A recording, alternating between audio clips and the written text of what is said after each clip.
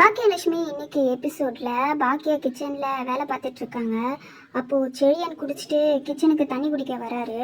செழியன் குடிச்சிருக்கிறது தெரியாமல் பாக்கியா செழியன் கிட்ட பேசிகிட்டு இருக்காங்க. ஆனால் செழியன் சரியாக பதில் சொல்லலை. கார் எங்கடா பார்க் பண்ண சவுண்டு கூட கேட்கலையே அப்படின்றாரு. ஆஃபீஸ்லேயே விட்டுட்டோமா அப்படின்னும் போது செழியனை கூப்பிட்டு நீ குடிச்சிருக்கியா அப்படின்னு கேட்குறாங்க. அதுக்கு செழியன் ஆமான்னு சொல்கிறாரு. ஏற்கனவே வீட்டில் 1008 பிரச்சனை, இதில் இந்த பிரச்சனையை வேற நாங்கள் பார்க்க முடியுமா? ஏன்டா அப்படி குடிச்சிட்டு வேற? நீ என்ன குழந்தையா செழியா இப்படி பண்ணுறியே? அதை குடிக்க மாட்டேன்னு சத்தியம்லாம் பண்ணியே அப்படின்னு செழியனை கேட்குறாங்க. அதுக்கு செழியன் ஏமா இப்போ தானம்மா நான் வீட்டுக்குள்ளே வரேன், அதுக்குள்ளே இவ்வளோ கேள்வி என்னை கேட்குறீங்களே, நான் மட்டும் வீட்டில் இருக்க எல்லாரையும் பற்றி யோசிக்கணும், ஆனால் யாரும் என்னை பற்றி யோசிக்க மாட்டீங்களா அப்படின்னு கேட்குறாங்க. என்னடா பிரச்சனை சொல்லு, யார் உன்னை பற்றி யோசிக்காமல் இருக்கா அப்படின்னு கேட்குறாங்க.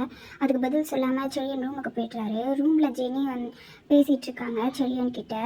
செழியன் குடிச்சிருக்கிறது தெரியாமல் செழியன் கிட்ட விளையாட்டாக பேசிகிட்டு இருக்கும்போது செழியன் நான் குளிக்க போகிறேன் அப்படின்னு சொல்கிறாங்க. இல்லை நான் பிள்ளைங்களை பார்த்துக்கிட்டு இருந்தேன், எனக்கு ரொம்ப டயர்டாக இருக்குது, எனக்கு ஒரு ஹக் கொடு அப்படின்னு சொல்லிட்டு செழியன் கிட்ட போகிறாங்க. அப்போ செழியன் குடிச்சிருக்கிறது தெரிஞ்சு ஏன் செழியா குடிச்சிருக்கியா நீ அப்படின்னு கேட்குறாங்க. ஆமான்னு சொன்னதும் இந்த மாதிரி நான் கொலீக்ஸோடு சேர்ந்து குடிக்க போனேன் அப்படின்றாரு. ஆஃபீஸில் எவ்வளோ பிரச்சனை இருக்குன்னு சொல்லிட்டு எல்லோரும் சேர்ந்து பார்ட்டிக்கு போகிறீங்களா அப்படின்னு செழியனை கேட்குறாங்க. நீ வேற ஏன் அம்மாவை மாதிரி கேள்வி கேட்குற, இதுக்கு அம்மாவே பரவாயில்ல அப்படின்னு சொல்லிட்டு அவர் குளிக்க போய்ட்டுறாரு. கூப்பி ராதிகா கிட்ட செழியனை பற்றி சொல்கிறாரு. நானும் செழியனும் ஒன்றா தான் பேசிகிட்டு இருந்தோம், அப்போ செழியனுக்கு அவ்வளோ பிரச்சனை இருக்குதுன்னு சொல்கிறான். பாக்கி அதானே சொன்னான் என் பிள்ளைங்களை பார்த்துப்பேன்னு சொல்லிட்டு. குழந்தைங்களோட முகம் ஆடுறதை பார்த்தே நம்ம கண்டுபிடிக்கணும்ல, அது கூடவா பாக்கியா பண்ண மாட்டா? நான் பாரு அவனுக்கு எவ்வளோ மோட்டிவேஷனலாக பேசினேன் தெரியுமா, நான் கொஞ்சம் பேசினதுமே செழியன் என்கிட்ட எல்லாத்தையுமே சொல்லிட்டான் அப்படின்னு ராதிகா கிட்ட பெருமையாக சொல்கிறாரு. ஆனால் ராதிகா சொல்கிறாங்க, ஏன் கோபி உங்களுக்கு பிரச்சனை வந்ததே பழைய ஆஃபீஸில், அப்போ உங்கள் அம்மா உங்களுக்கு ஹெல்ப் பண்ணாங்க அப்படின்னு கேட்குறாங்க. அதுக்கு கோபி இல்லைன்னு சொல்கிறாரு. நீங்களே தானே சரி பண்ணிக்கிட்டீங்க, இப்போ போகிற பிஸ்னஸ்லையும் பிரச்சனை வந்தால் நீங்கள் தானே சரி பண்ணிப்பீங்க, ஏன் எனக்கு நான் வேலை செய்கிற இடத்துலையும் பிரச்சனை வந்தால் நான் தான் சரி பண்ணிக்கணும்? அதே மாதிரி தான் செழியன் என்ன குழந்தையா பாக்கியா போய் ஒரு பிரச்சனையை சரி பண்ணுறதுக்கு அப்படின்றாரு. அதுக்கு கோபி நீ என்ன இருந்தாலும் பாக்கியாவுக்கு தான் சப்போர்ட் பண்ணுவேன், லேடிஸ்க்கு தான் சப்போர்ட் பண்ணுவீங்க அப்படின்றாரு. ஏன் இப்போ என்ன பண்ணணும்னு சொல்கிறீங்க, பாக்கியா அவங்கள மாதிரியே செழியனை கூட்டிகிட்டு போய் குடிக்க வைக்கணும்னு சொல்கிறீங்களா அப்படின்னு கேட்குறாங்க. அதுக்கு கோபி பதறிட்டு ஐயோ நான் செழியனை குடிக்க வைக்கல, இன்ஃபேக்ட் நான் இருந்ததுனால தான் செழியன் கொஞ்சமாக குடித்தான் அப்படின்னு சொல்கிறாரு. அதுக்கு ராதிகா பதில் பேசாமல் எழுந்து போயிட்டுறாங்க. அப்போ கோபி சொல்கிறாரு, நான் எவ்வளோ மோட்டிவேஷனாக பேசி என் பையனை மாற்றிருக்கேன், அதெல்லாம் இது பண்ணாமல் இப்போ பாக்கியாவுக்கு தான் சப்போர்ட் பண்ணுறா அப்படின்னு சொல்கிறாரு. இனியாவை காலேஜில் விடுறதுக்கு ஈஸ்வரியும் இனியாவும் ஆட்டோவில் போகிறாங்க. அப்போ அதை பார்த்த வீட்டு பக்கத்தில் இருக்கவங்களாம் பாக்கியா கிட்டே பேசுகிறாங்க.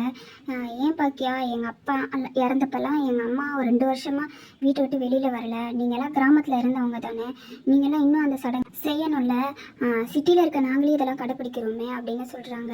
அதுக்கு பாக்கியா சொல்கிறாங்க, வீட்டில் எல்லாருக்குமே அவங்களுக்கு ஒரு வேலை இருக்குது, அத்தை இங்கே தனியாக தான் இருக்காங்க, அதனால தான் நாங்கள் வெளியில் அனுப்புகிறோம் அப்படின்னு சொல்கிறாங்க.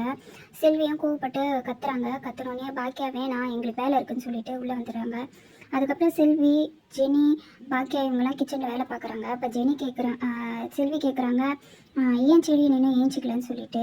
அதுக்கு ஜெனி சொல்கிறாங்க, ஏன் அத்தை நீங்கள் செழியனை திட்டினீங்களா குடிச்சிட்டு வந்ததுக்கு அப்படின்னு. உடனே செல்வி கேட்குறாங்க, யார் குடிச்சான்னு கேட்டதுக்கு பாக்கியா திட்டுறாங்க, உனக்கு எதுக்கு அந்த கதை அப்படின்னு சொல்லிட்டு. அதுக்கப்புறம் செழியனும் அங்கே வராரு. வந்ததுக்கப்புறம் அவங்க அம்மாட்ட பேசுகிறாரு.